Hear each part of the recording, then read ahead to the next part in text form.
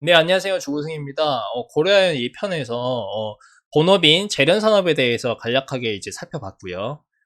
이제 요새 이제 고려아연이 좀 주목받고 있는 추가 아이디어, 투자 아이디어가 뭐냐면은 본업인 재련업뿐만 아니라 신성장 동력으로 이제 삼두마차라고 불립니다. 하나는 신재생 에너지, 그다음에 자원순환, 리사이클링이라고 볼 수 있죠. 그다음에 세 번째는 2차전지 소재 사업이라고, 이 세 가지의 신성장 동력이 추가로 붙다 보니까 이 부분에 대해서 이 회사는 단순히 재련업만 하는 시클리컬 회사가 아니라 추가적으로 신사업을 알파가 붙기 때문에 멀티플 리레이팅이 될 수 있고 앞으로 성장성이 보일 수 있다라는 기대감에 의해서 요새 주목을 받고 있습니다. 이제 그게 좀 주요 이제 새로 지금 요새 진입하고 계시는 이제 투자자분들의 주요 아이디어라고 보시면 될 것 같고, 이에 대해서 좀 자세히 살펴보도록 하겠습니다.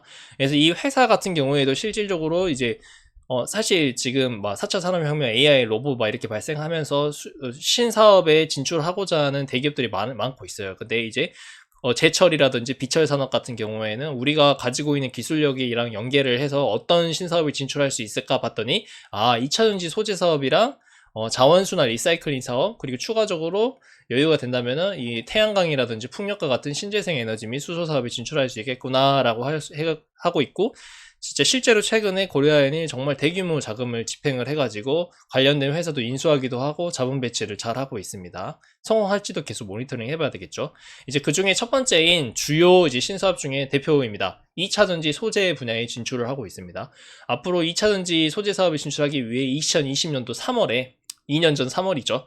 동박 생산 자회사인 K잼으로 자회사 100% 지분으로 설립을 했습니다. 2년 전이고요. 이 동박에 대해서 좀 더 이따가 제가 자세히 설명드리도록 하겠습니다.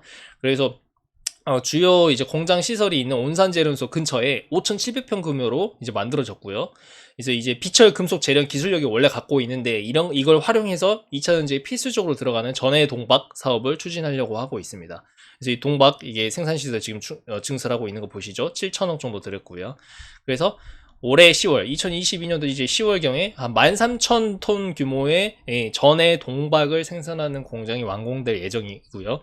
여기서 그치지 않고 추가적으로 카펫을 지속 확장을 해가지고 13,000뿐만이 아니라 나중에 6만 톤까지 계속 이제 증설을 하려는 계획을 갖고 있습니다. 여기 보시죠. 연에 6만 톤까지 이제 생산량을 증설을 하겠다라고 해서, 그래서 이번 8월에 총 7,300억 원의 규모 증설을 발표했고요. 이제 차례대로 1차 증설은 23년도부터 2024년도까지 총 17,000톤 카파까지 증가시키는데, 2차로는 3만 톤을 또 추가로 이제 증설하고 최종적으로 6만 톤까지 하겠다라고 해서 13,000톤을 1차적으로 증설하게 됨으로써 나타내는 매출액은 그렇게 크지가 않아요. 약 한 2% 정도밖에 안 됩니다.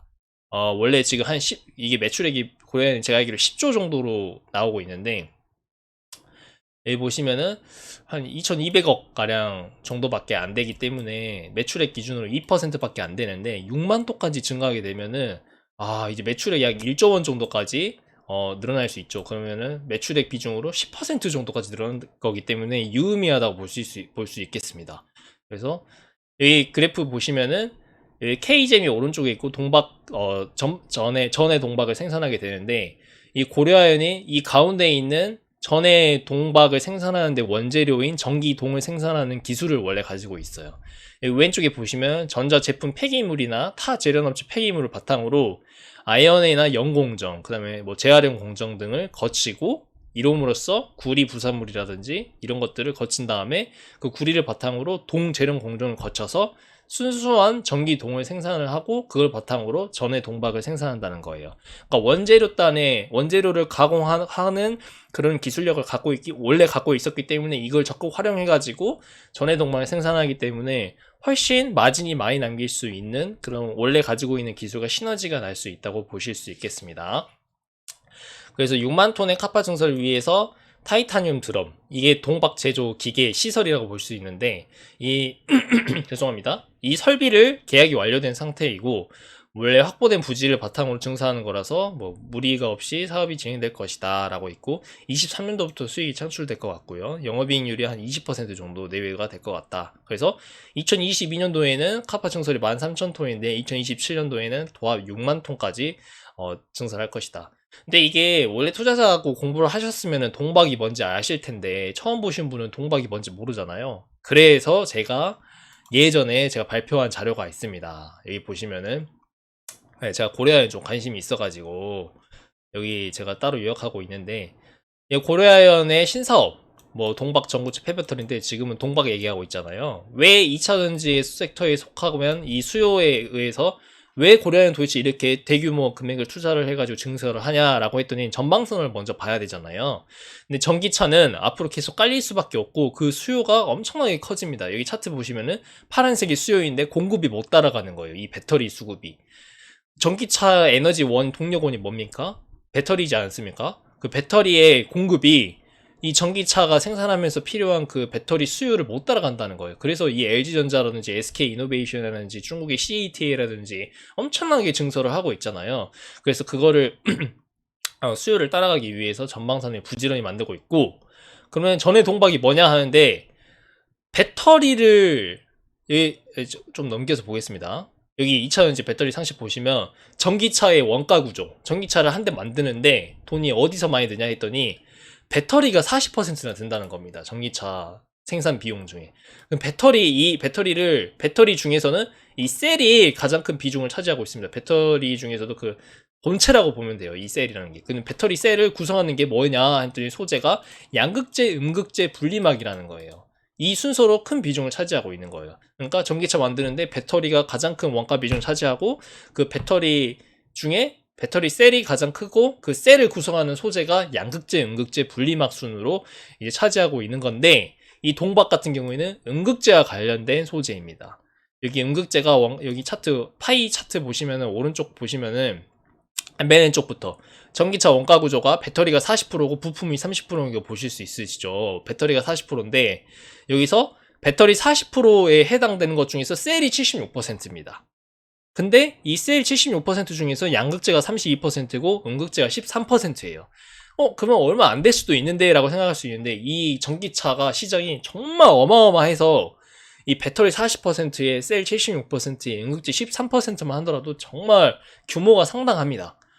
상당하기 때문에 근데 이게 동박이랑 음극재랑 무슨 상관이 있냐라고 했더니 제가 찾아보니까 음극재 부분은 전류를 흐르게 하고 전극의 형상을 유지하는 지지체 역할을 하는 게 동박이라고 합니다. 그러니까 이 동박이 있어야지만 음극 부분에서 전류를 흐르게 하고 전극의 형상을 잘 유지를 하는 지지체 역할을 한다고 합니다. 그래서 음극 부분에 얇은 구리막, 이걸 동박이라고 하는데 얇은 구리막을 씌워서 전류에 흐르게 하는 핵심 소재라고 하고요.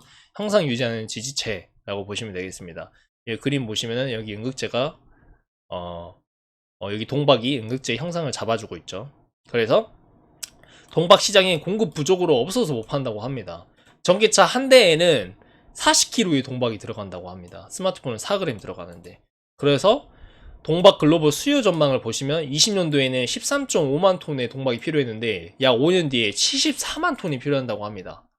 이걸 보수적으로도 계산했다고 하는데, 그래서 여기 밑에 보시면 동박 글로벌 수요 전망 보십시오. 2020년도부터 2025년도까지 연평균 41%씩 시장이 증가하고 있어요. 정말 어마어마한 시장이죠.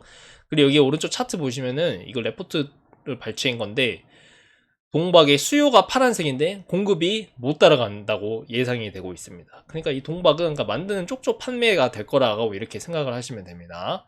자, 이렇게 동박에 대해서 간단하게 설명을 드렸고요. 그래서 이게 중요하다는 거예요. 이 동박이 만드는 쪽쪽 판매가 되기 때문에 이 전해 동박을 고려아연이 기존에 가지고 있는 그 재련 기술을 바탕으로 이 K잼이라는 자회사를 생산을 해서 연 6만 톤이 그 생산 카파를 27년도까지 꾸준하게 증설을 하겠다라는 게 첫 번째 그 세계 트로이카 그 신성장 동요 중에 첫 번째 2차전지 소재 산업을 진출한 거라고 보시면 되겠습니다. 그 다음에 두 번째는 신재생 에너지 분야인데 이게 좀 확실히 큰 대기업이다 보니까 설명하는데 굉장히 시간이 많이 걸리네요. 2편은 여기까지 마치겠고 3편에 이어서 신재생 에너지 분야 그리고 나머지 하나 리사이클 분야도 설명드리도록 하겠습니다. 도움이 되셨으면 좋아요, 구독하기 부탁드리겠습니다. 영상 제작에 큰 힘이 됩니다. 그리고 혹시나 궁금하시거나 뭐 어떤 부분이 있으면 자유롭게 댓글 남겨주시면은 제가 찾아봐서 또 나중에 영상 제작을 할 수도 있고 해서 도움 드리도록 하겠습니다. 감사합니다.